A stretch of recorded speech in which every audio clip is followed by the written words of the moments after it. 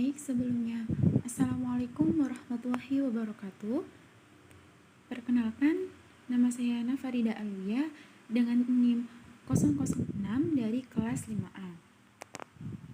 Di sini saya akan menjelaskan mengenai artikel atau jurnal yang sudah saya telaah atau saya review sebelumnya. Dengan tema pengembangan media pop-up book berbasis contextual teaching and learning dalam pencapaian kemampuan pemecahan masalah. Yang pertama pada abstrak. Pada abstrak ini memuat yang pertama judul ini ditulis oleh Dwi Oktaviana, terus kemudian ada Iwit Prihatin dan Fahrizar.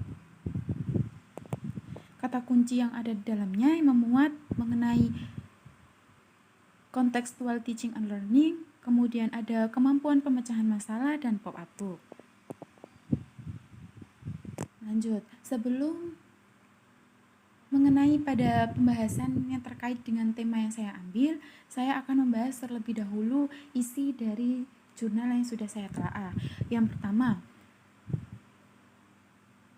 penelitian pada jurnal tersebut bertujuan untuk menghasilkan media pop-up book berbasis contextual teaching and learning atau CTL dalam pencapaian kemampuan pemecahan masalah siswa SMP yang valid, kemudian praktis, dan efektif. Nah, penelitian ini dilakukan secara 3 tahap. Yang pertama ada define, kemudian ada design, dan development. Nah, produk valid dari pengembangan media pop-up book ini dapat dilihat dari hasil validasi ahli. Untuk produk praktisnya itu dapat dilihat dari hasil angket. Dan yang terakhir, untuk produk efektifnya bisa dilihat dari hasil uji coba. Yang keempat, jenis penelitian ini adalah penelitian pengembangan atau research and development. Nah, untuk hasilnya sendiri, hasil validasi para ahli memperoleh aspek materi dinyatakan valid dengan hasil sebesar 82,42%. Sedangkan pada aspek media dinyatakan sangat valid dengan hasil sebesar 86,15%. Untuk hasil angket respon guru memperoleh hasil sebesar 90,59%. Sedangkan hasil angket respon siswa diperoleh hasil sebesar 89,12% dengan kriteria sangat praktis.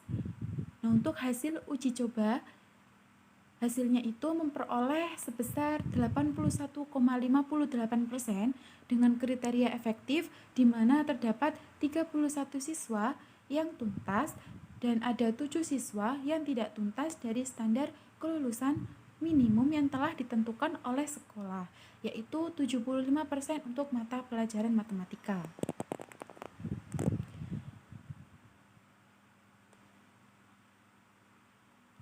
Nah, untuk judul yang saya ambil hampir sama, yaitu pengembangan media pop-up book berbasis contextual teaching and learning dalam pencapaian kemampuan pemecahan masalah.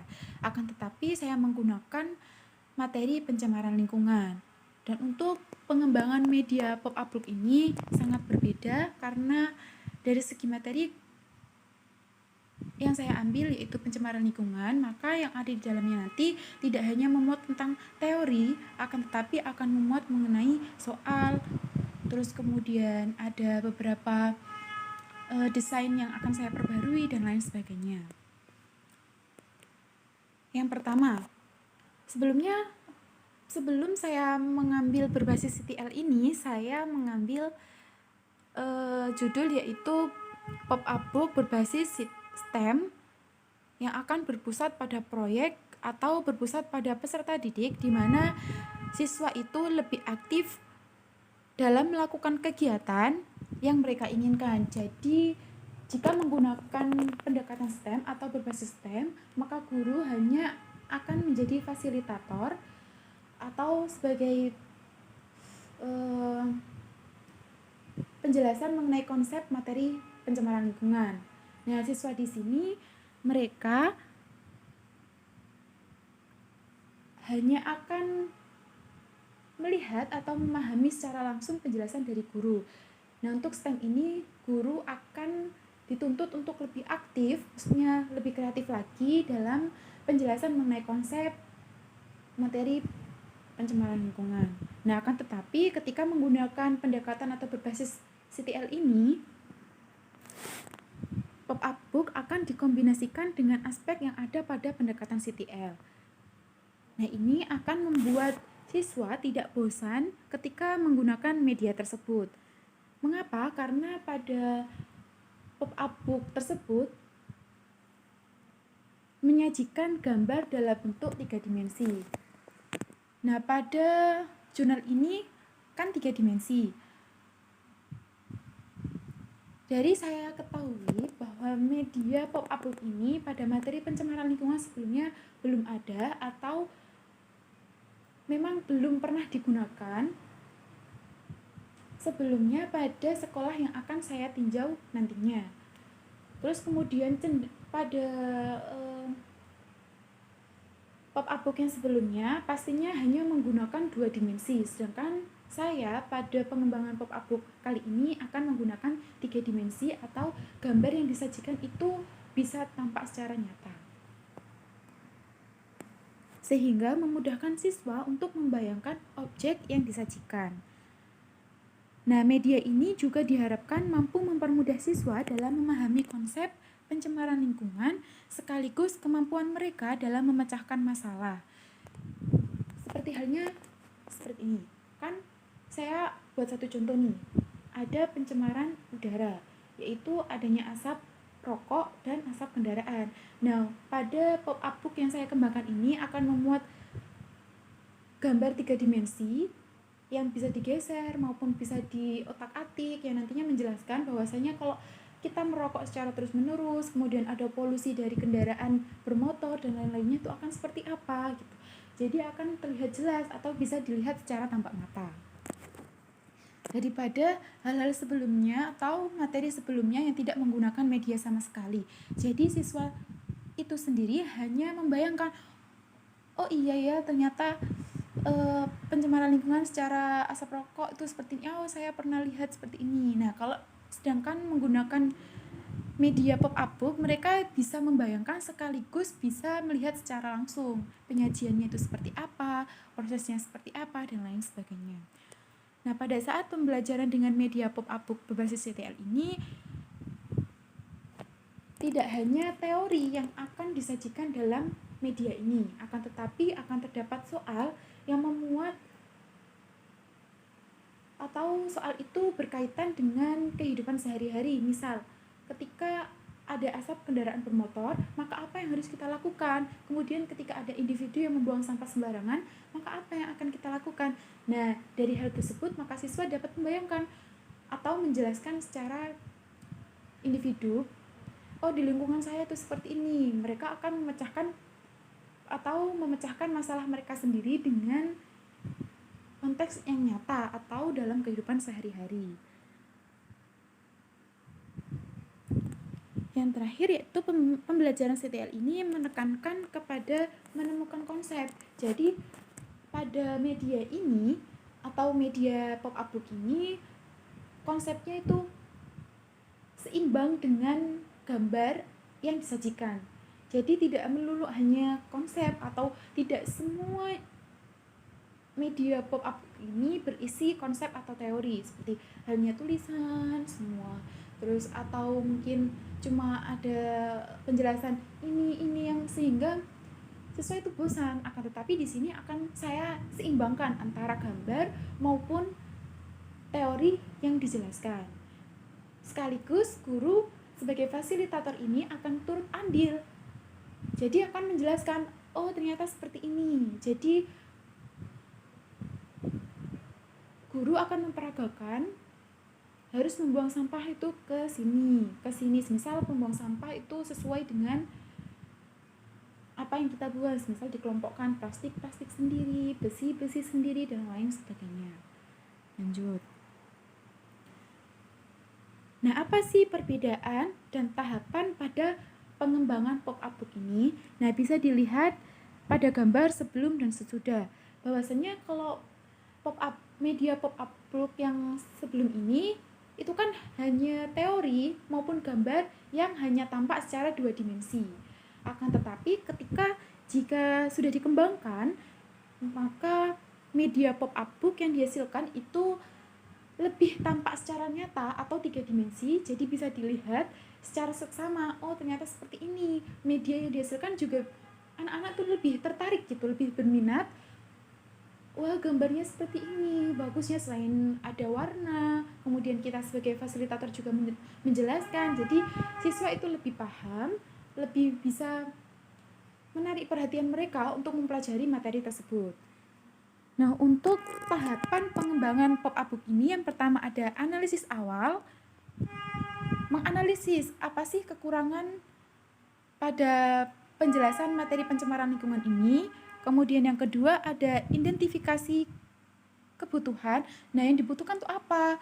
Oh, ternyata membutuhkan media pop-up book yang 3 dimensi, bukan 2 dimensi saja, atau kurangnya ini, kurangnya itu, dan lain sebagainya.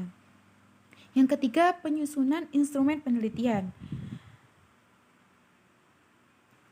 Terus yang keempat ada desain awal, terus validasi ahli, kemudian setelah didesain, divalidasi oleh para ahli, kita sebagai pembuat atau setelah mengembangkan media itu, maka harus menguji coba pengembangan yang sudah kita hasilkan. Baru kemudian ada pada tahap produk akhir.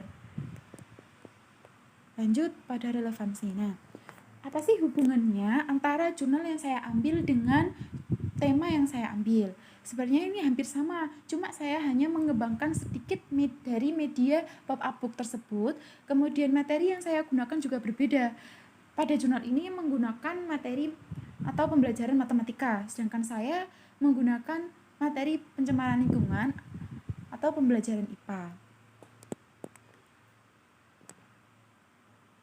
Nah, hubungannya yaitu untuk menghasilkan media pop-up book berbasis CTL terhadap kemampuan pemecahan masalah pada materi pencemaran lingkungan, sehingga bertujuan untuk menghasilkan media pop-up book berbasis CTL terhadap kemampuan pemecahan masalah yang efektif, praktis, dan terbaru. Mengapa dikatakan terbaru? Karena sebelumnya sudah saya jelaskan bahwasannya media pop-up book yang saya gunakan ini memuat gambar 3 dimensi. Jadi tidak hanya 2 dimensi, melainkan 3 dimensi.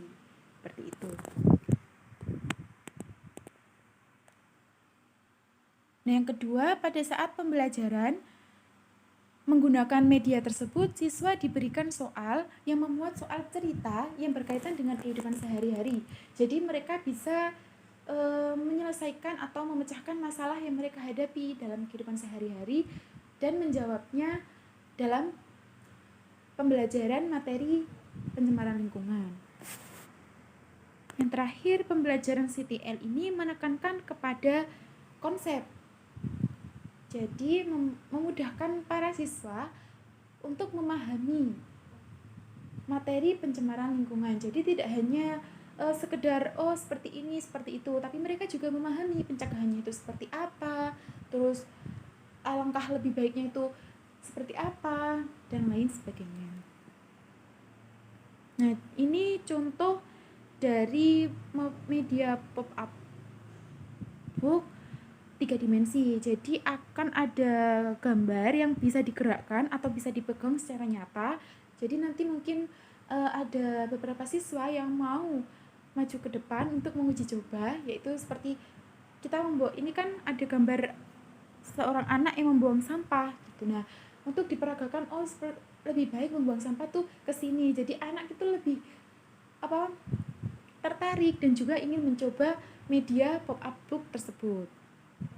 Seperti halnya pada asap kendaraan. Nah, itu kan media berupa kendaraan yang bisa digerakkan maju maupun mundur.